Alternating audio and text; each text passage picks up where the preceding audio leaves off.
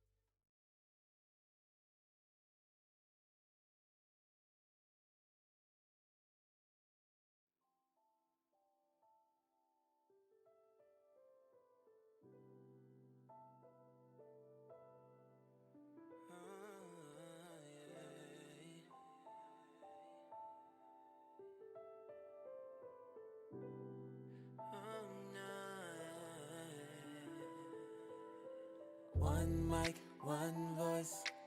You can change the world, it's your choice. One mic, one voice. You can change the world, it's your choice. One mic, one voice. You can change the world, it's your choice. One mic, one voice. Welcome to the One Mic, One Voice show, building the collective conscious. Show that's created to give space where your voice, ideas, and informed opinions can be heard, appreciated, and debated. I am Michael Eric Owens. Yeah, I'm the host of this show. Week after week, man, just trying to do my homework, trying to put something out in the culture, trying to educate, trying to break free the chains that bind us. You are in the One Mic studio. Man, it's exciting to be here today. As always, our world is a crazy world, and it seems to only move more in that direction. And I kind of pride myself on not dabbling in the crazy. I like a good conspiracy every now and then. I can be a conspiracist myself to a certain degree, but sometimes it has to be based in some form of reality. I mean, like a plausibility, right?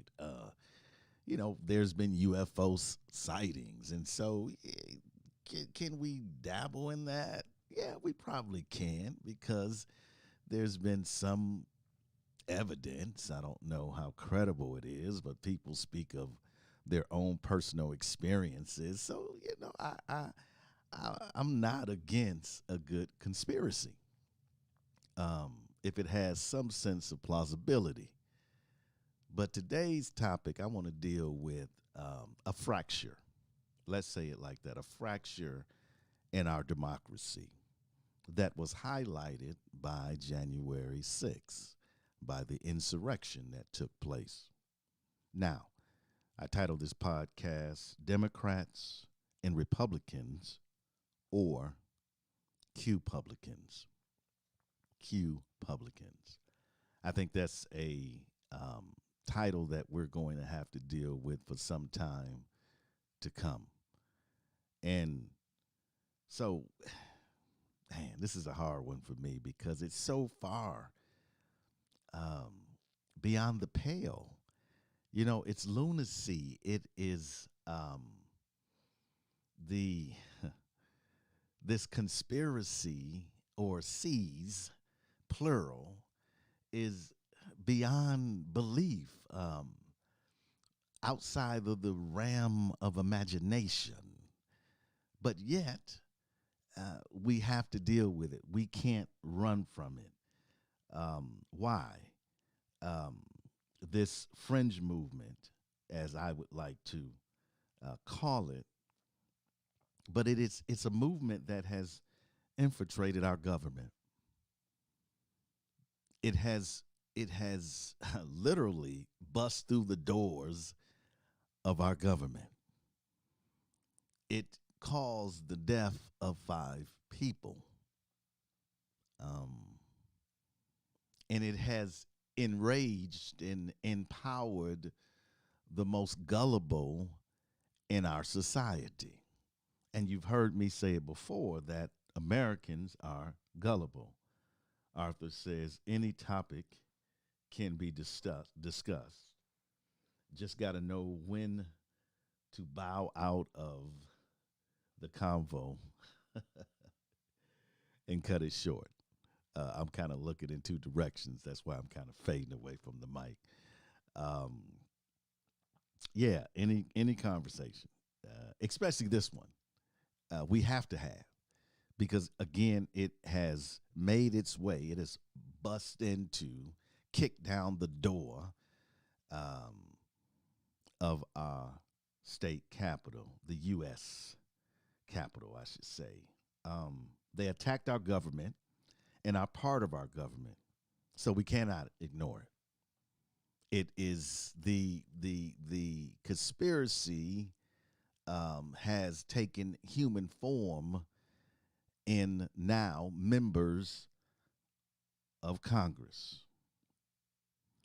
So what do we know about this movement? The QAnon movement is what I'm talking about. Man, I just hate even giving it breath. But we have to, because this past week we seen it play out in a very grotesque way in the House of Representatives. But it's a cult. I did a, Donald Trump, the first political cult several months back. I don't know. You can look. I suggest you view that. But by the way, if you came on the show early, that was one of my singles from my upcoming musical project called 7 Days. The title track was Mama, Don't You Cry. That could be a show within itself. But what is this QAnon? It will be available, matter of fact, February 17th for those of you who might be interested in it. And my brother Arthur Younger is the one that designed the cover art for that, so I want to give him a shout out. So at the heart of this conspiracy, at the heart of it, is this wide-ranging, completely unfounded theory that says President Trump, the former president, is waging a secret war against elite Satan-worshiping pedophiles in government, business, Hollywood, in the media. So that on itself would make people go, yeah, this can't be real. It can't be real. These believers have speculated that this fight will lead to a day of reckoning where prominent people such as former presidential candidate Hillary Clinton will be arrested and executed. Okay. So how did this thing start? How did it start? We can't really have an argument or an opinion about something. Notice I always open the show with your informed opinion. I don't say your opinion will be debated, your informed opinion. Not everyone is entitled to an opinion. And I always give this same analogy. If you want to talk to me about having heart surgery and get my opinion on that, that's probably not a good thing. I'm not a cardiologist. I can't give you an opinion on that. So not everyone should have an opinion. It should be an informed opinion, meaning that you've done your research, meaning that you looked at multiple sources, opposing sources for and against, and you've somehow deduced that to some type of rational way of critically thinking about the topic. That's why we're doing this today. So it began in October of 2017. An anonymous user put a series of posts on a message board called 4chan. The user signed off as Q and claimed to have a level of U.S. security approved by this thing called Q clearance.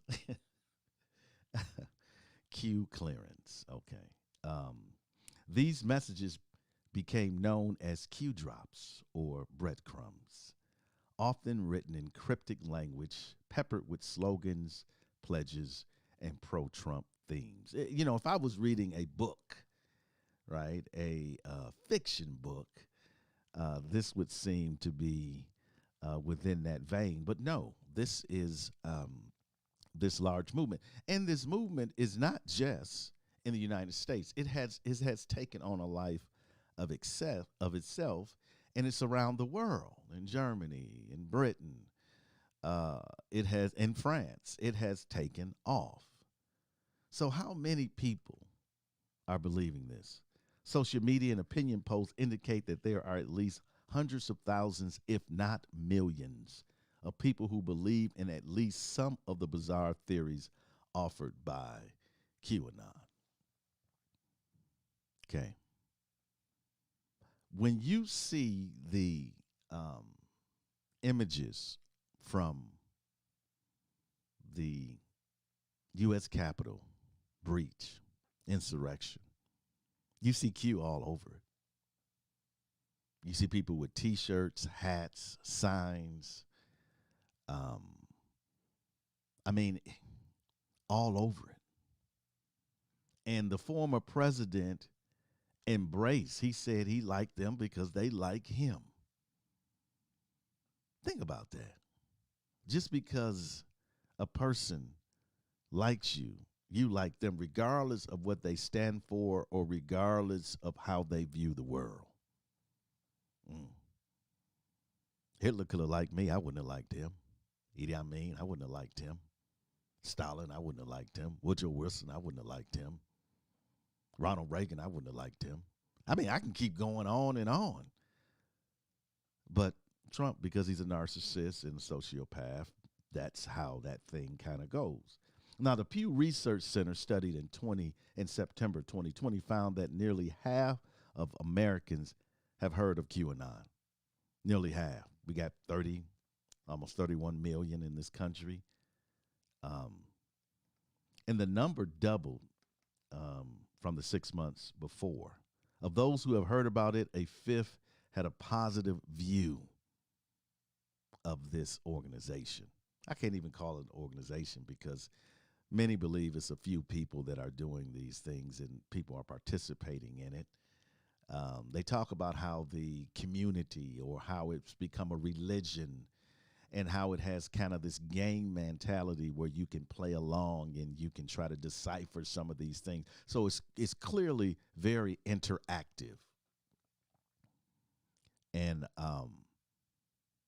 so a fifth of the people that were surveyed had a positive view of the movement.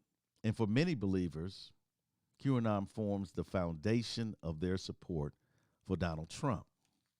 Now, remember my title of this. Good afternoon, Doreen. My title for this is Democrats and Republicans or Qpublicans. So are we seeing the emergence of a third of a three-party system in this country. You know as well as I do, America was based upon, basically, in modern politics, a two-party system.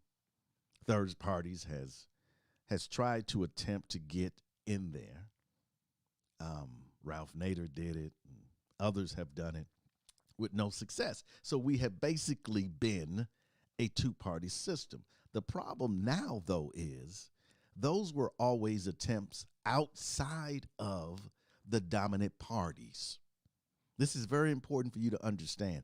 It was outside. It was an individual or individuals trying to galvanize people, trying to get enough people to challenge these two major parties.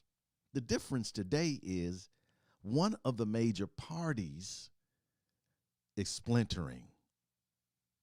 There is a group within that party that has constituencies that support these ideas that are either trying to take over the Republican Party or break away from the Republican Party.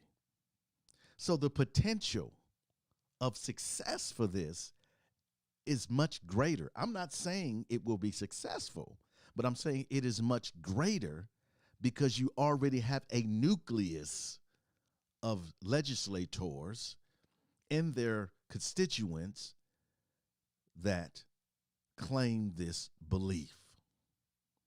And furthermore, these individuals are completely against traditional Republican values, if you want to use that word. So we are at a moment of crisis, is what I'm trying to say to you. Now, many that know me on a personal level, as Doreen said, you are seeing dangerous people. Yes, they're very dangerous. They're very serious. They are not playing. Anytime that you will storm the U.S. Capitol and look to take hostages, even more, look to murder Congress people, you're pretty serious. And so we have this movement, right, of a lot of people. And the movement has a leader.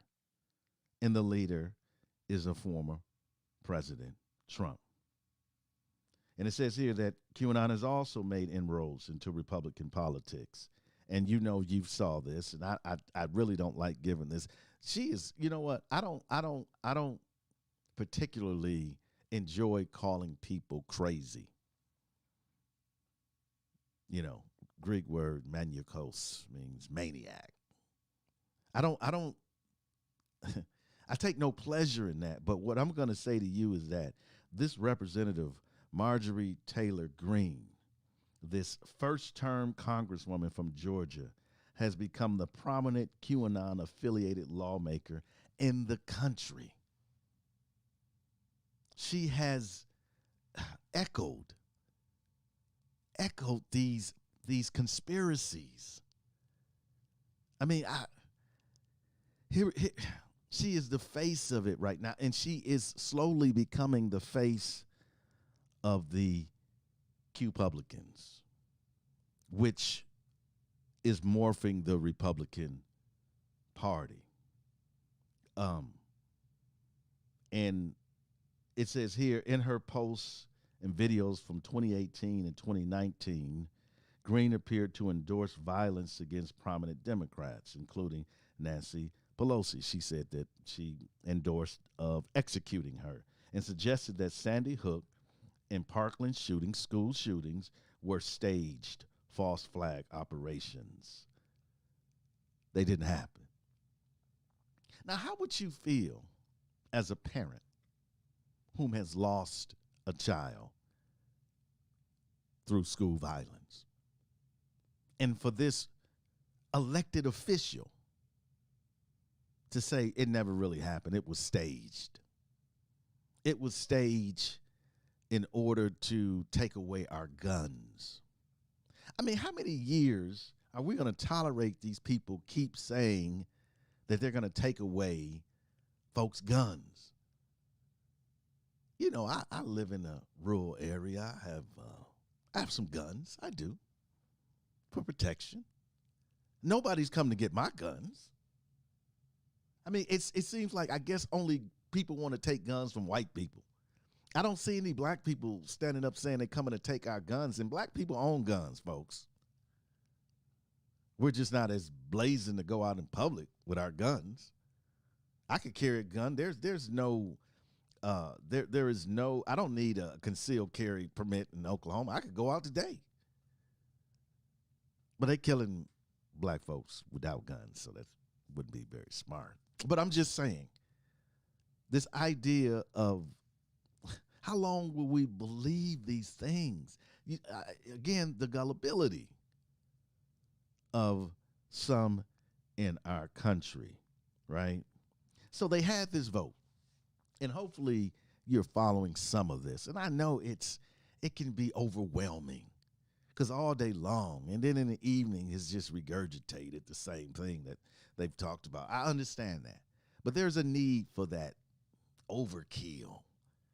Because if you don't keep it in the collective consciousness of people, people move on.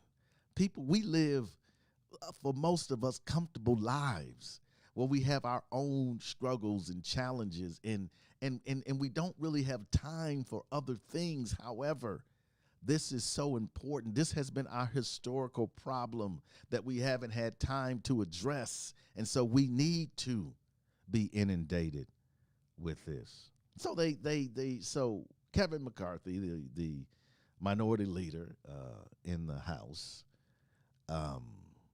had this conversation with this Green, this conspiracy, this Q leader, and basically told her to cut it out. And so then they had this vote on the House floor, and I'm simplifying everything. And get this, they had this vote to remove her from her committees. You know, every person in Congress is on some sort of committee, and hers were, I believe, the Education and Labor Committee, and she doesn't believe school shootings happen. I mean, she doesn't believe in the protection of her children in school and the safety. Why would she be on that committee? Doesn't make sense to me. It's almost like ludicrous, like somebody's going to spit in your face regarding that. Hey, Linda, thanks for stopping by. So, I mean, it's just it's almost hilarious. But they had this vote. Okay, and the final vote tally to remove her from her committee assignments was 230 Democrats to 199 Republicans. 199 Republicans out of, get this, in the House, 211.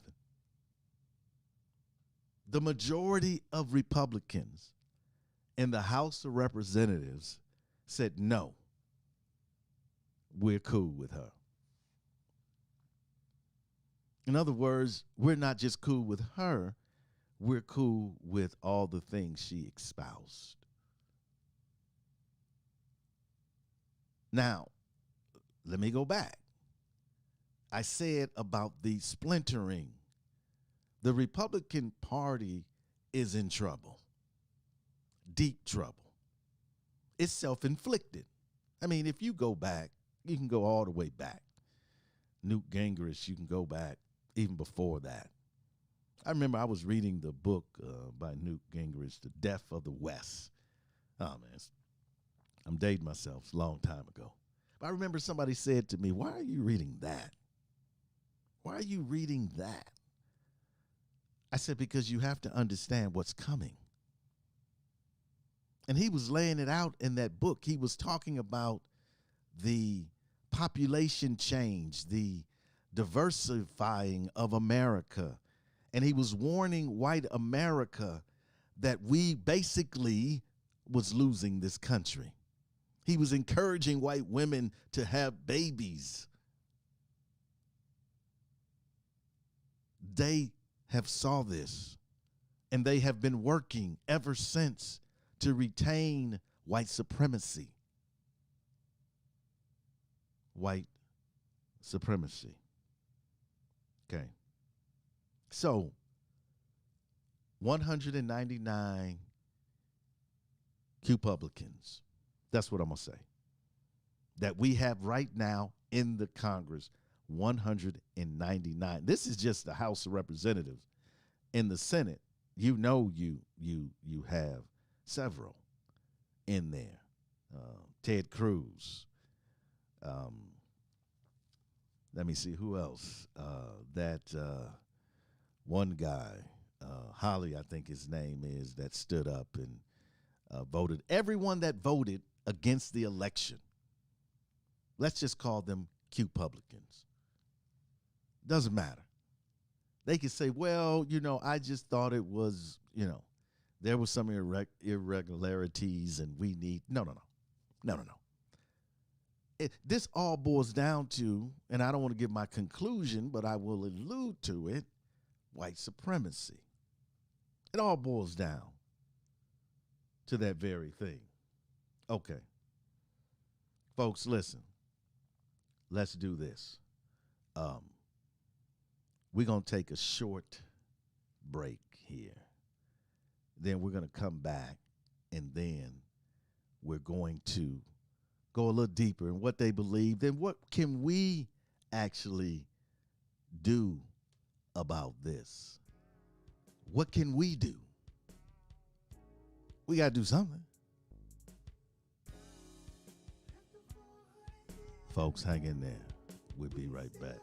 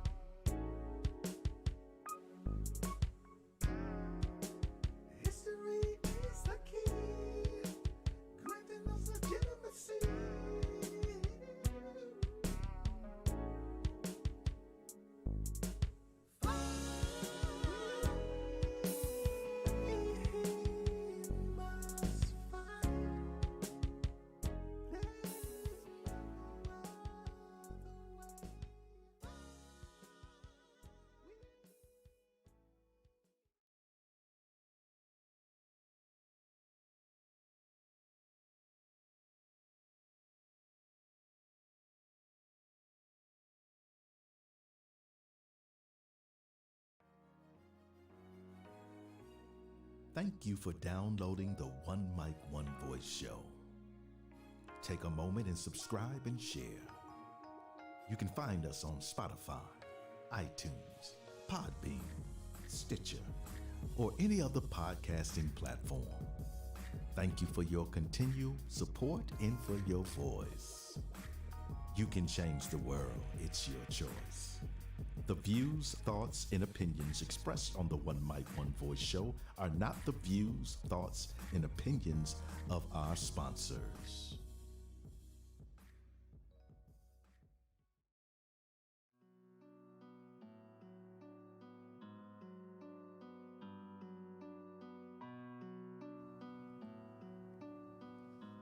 Qpublicans. Never thought we would say that.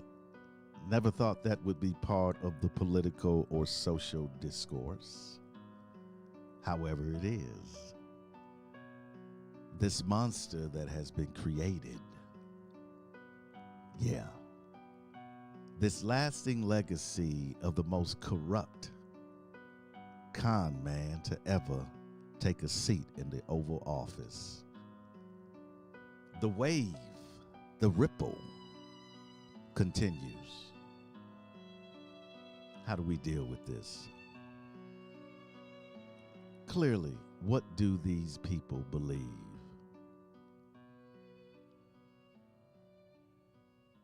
Well, what do they believe? They predict that this war, which they call the storm, an appointed time when Mr. Trump will finally unmask the cabal, all of these people that are these pedophiles, these folks that are eating children, when he's going to punish its members for their crime and restore America to greatness. This is what they believe, folks. I'm not making this up. I mean, it sounds fanatical. It sounds like, how can people believe this? And it's easy to dismiss as crazy talk, as silly season. It's easy for us to do that. But these folks are governing. These folks are making decisions that affect our lives. We cannot ignore it. We need to talk about it. So what do they believe? Well, first of all, the big thing for them was Pizzagate. You heard about that, Pizzagate, right? This idea, which alleged falsely that Mrs. Clinton and her cronies were operating a child sex trafficking ring out of the basement of a Washington, D.C. pizza restaurant. Remember, a guy showed up there with weapons. He believed it so much he showed up. And they come to find out that this pizza place, pizza joint, doesn't even have a basement. It's not even one there. But people believe that. They believe that. They also believe that the CIA installed North Korea's leader, Kim Jong-un. Yeah. He's a puppet ruler. February 16, 2018, false claims that the U.S. representative and former Democratic National Committee chairman, Debbie Wasserman Schultz, hired this MS-13 gang to murder D.C. staffer Seth Rich. Okay. So she hired this MS-13. March 1st, 2018, apparent suggestion that Germany's Chancellor Angela Merkel is Adolf Hitler's granddaughter. Now, see, it's laughable, right? But they believe that. And again, I said this is what Representative Green co-signed on July 7, 2018. Falsely claimed that each mass shooting is a false flag. It didn't happen. What you saw in your eyes, like, think about the level of conspiracy to pull off something like that. The whole world would have to get on board to report the same thing. You would have to stage bodies. You would have to stage funerals. I mean, you would have to stage the president going there talking to family, grieving families. You would have to stage all of that for their conspiracy to be true. But again, let me remind you now, these folks are making laws. 199 Qpublicans in the House of Representatives. Right. Okay. Go on to say Obama, Hillary Clinton, George Soros, and others are planning a coup against Trump and are involved in the international child sex trafficking ring. Mueller was just put there secretly to investigate Democrats that the Rothschild's family leads a satanic cult. I mean, it goes on and on. And then they have on here March 4th, 2021, Donald Trump will be inaugurated as the 19th president of the United States. And the United States will cease to be a corporation and once again become the country started by the founding fathers. The 19th inauguration on March 4th. These are things people believe. This is what motivates people to kick down the doors of democracy. Lies, conspiracy theories, unproven, with not an ounce, get this, folks, not an ounce of factual data. Well, somebody might say that's the definition of a conspiracy, but I think some conspiracies have some sort of rational, plausible, factual analysis to them.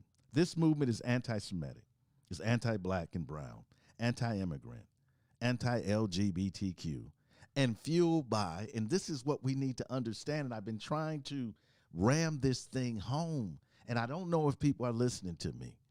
It's a little frustrating for me, because when I hear the dialogue that's going on, I don't hear this as being prominent in the dialogue. This needs to be prominent in our dialogue. This is fueled by white supremacy. Stop talking about diversity and inclusion and start talking about white supremacy. Stop talking about white privilege. Talk about white supremacy. You can mention racism, discrimination, but talk about white supremacy. This is the banner in which all of these things fall under.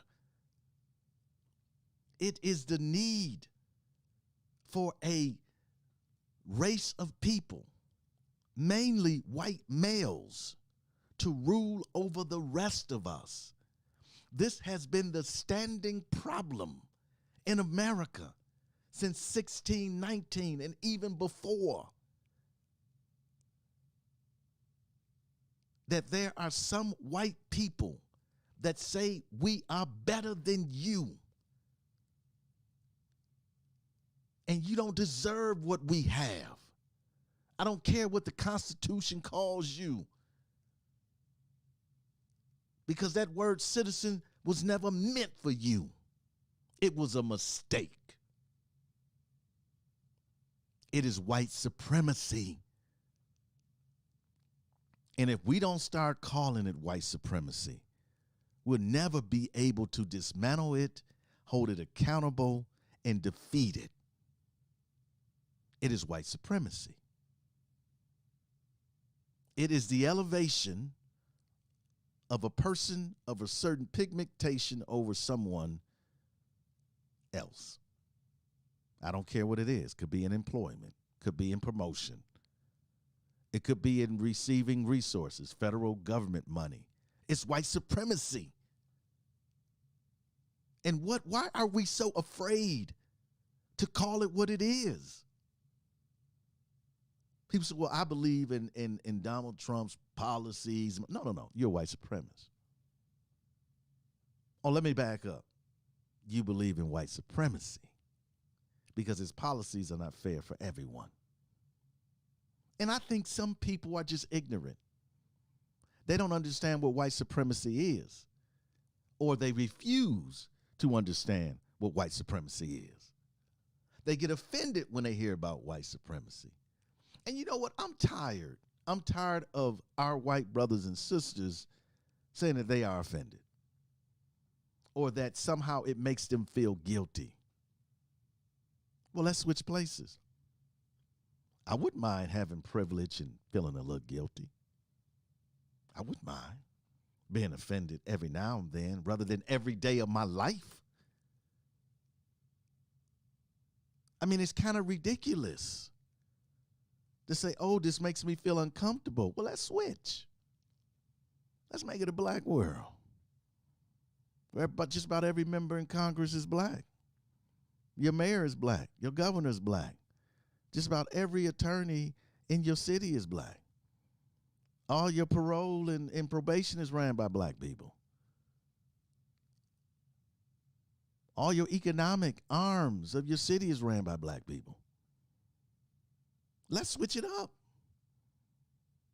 All your wealthy and influenced neighborhoods, black people live there.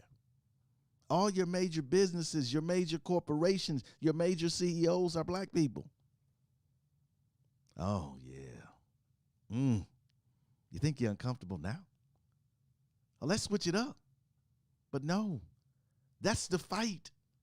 The fight is to maintain the status quo, to maintain white supremacy, right?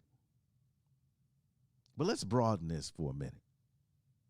And I'm not going to be much longer. Man, time flies. I don't know how much fun I'm having, but I'm glad you're here with me. At least I'm not doing this in the mirror like I always do. But listen, let's broaden this cult to include the following: white evangelicals. I'm so tired of white evangelicals. I'm tired of your hypocrisy. I'm tired of the white Jesus, blonde hair, blue eyes. I'm tired of the Jesus with an AR-15. I'm tired of white evangelicals going to church or logging in online and saying how great God is and God loves everybody, but yet and still you have no problem with what happened to George Floyd or what happened to Brother Blake in Kenosha.